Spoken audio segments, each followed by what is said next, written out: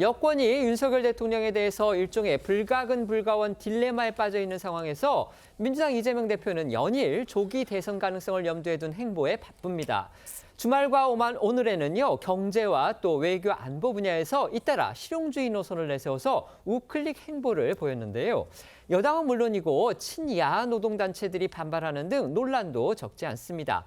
먼저 오늘 오전 이 대표가 직접 주재했던 반도체법 관련 토론회 얘기부터 전해드릴 텐데요. 핵심은 반도체 연구 개발자들에 대해서 주 52시간 근로 상한제, 이것의 예외를 인정하느냐 이겁니다. 맞습니다. 이재명 대표는 오늘 오전 자신이 직접 좌장을 맡아서 이 반도체 특별법에 대한 정책 토론회를 주재를 했습니다. 노동계와 산업계의 의견을 수렴을 하는 건데요. 오늘 토론회에서는 이 반도체 특별법 쟁점인 그 반도체 연구 개발 종사자의 주 52시간 상한제 적용 예외 조항 등에 대한 토론이 이루어졌습니다. 그동안 이 정부 여당과 관련 업계는요, 이 세계 반도체 전쟁에 기민하게 대응하기 위해서 이 예외 적용을 강하게 요구를 했지만 민주당은 이 상한제 적용 예외를 허용할 경우에 근로시간 제도에 근간이 흔들릴 수 있다라면서 반대 입장을 고수해 왔습니다. 특히 전통적 야당 우호 세력인 노동계가 강력하게 반대를 하고 있는 만큼 민주당으로서는 이 협상의 여지가 크지 않을 것이라는 평가가 많았는데요.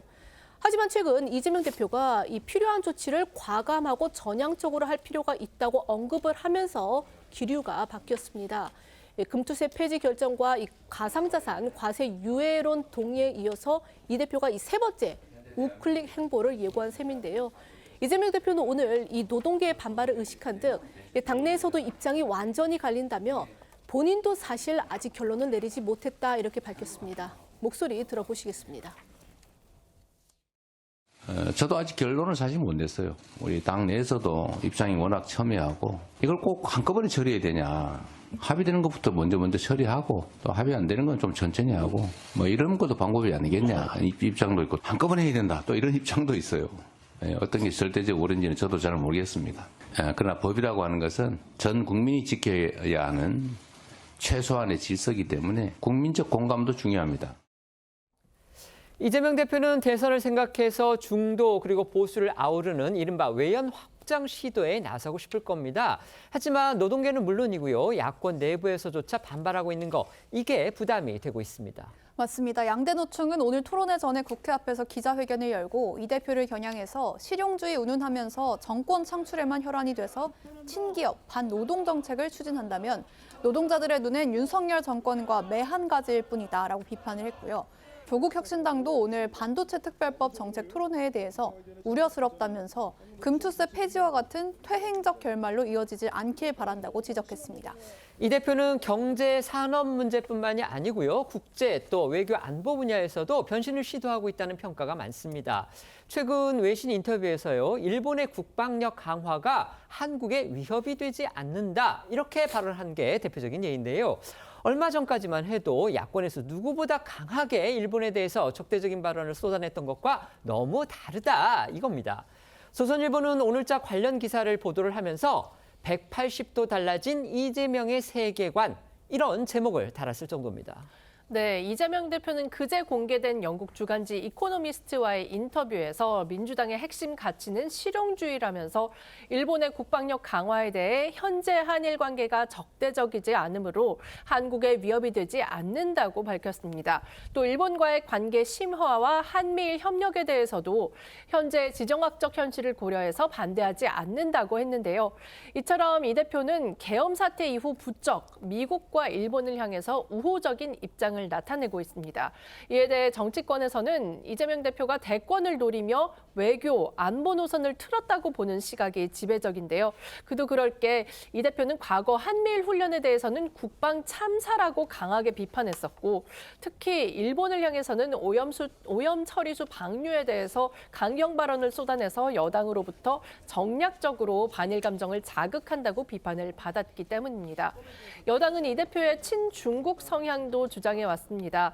이 대표가 지난해 총선 당시 정부의 대중 외교 기조를 비판하면서 중국을 왜 찝쩍거리나 그냥 쉐쉐만 하면 된다라고 했던 발언이 논란을 불렀던 게 여권의 공격 표적이 되기도 했습니다.